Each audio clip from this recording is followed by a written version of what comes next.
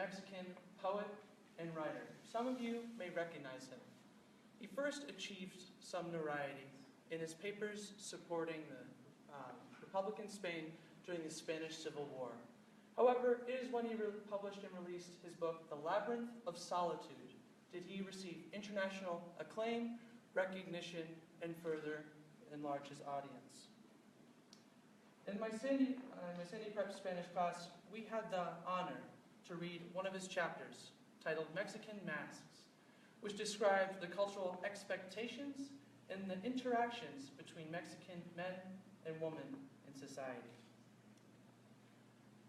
What we read about may be astounding to some that have a different culture and expectation. Octavio Paz described an island of self-imposed isolation and solitude, unique to the person alone. He said that if someone was to leave this island of self-imposed isolation and solitude, they would be shunned. Mexican men would be considered traitors or cowards to Mexican society and the Mexican state. Mexican women are held to the same standard. Mexican women are supposed to be passive, dark, and they're not supposed to express emotion. However, Octavio Paz, through his cultural analysis of Mexico, described that women were considered inferior because their sexuality forced them to open up physically and emotionally. The Mexican man would also believe that Mexican women are the incarnation of the impersonal. A Mexican woman was not supposed to have a personal life or a formal life, for if they had any of those lives, it would be considered emotionally expressive. Now, I decided to explore this idea, this writing, this beautiful work, through the Sandia Prep Doors project. What is a door? A door is a portal to something new. One of the biggest doors is between Mexico and the United States. And I decided to explore the cultural change between Mexican society and American society.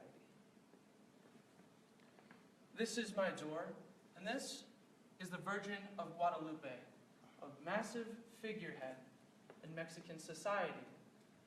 Mexico is uniformly Catholic, and one of the biggest patron saints is the Virgin of Guadalupe.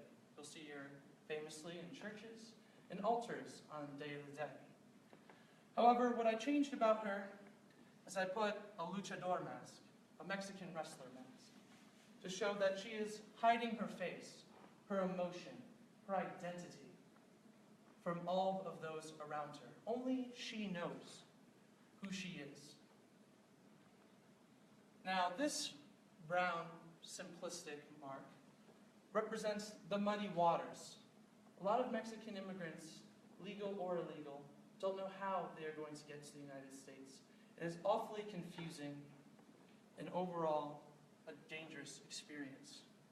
However, if the Mexican man or the Mexican woman was to achieve their arrival to the United States, they would achieve a freedom that has been suppressed in the Mexican society. No longer does the Mexican woman have a mask on her face. No, she has the wings of freedom, for she can express who she is to anyone and anywhere. There's no societal definition that says she must wear a mask and hide her identity from even her closest friends and allies. Ladies and gentlemen, I will end you with a quote from Octavio Paz's Labyrinth of Solitude, the Mexican Mask chapter.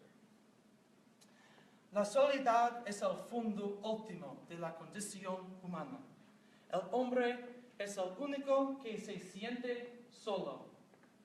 And in English, that means solitude is the profoundest fact of the human condition. Man is the only being who knows he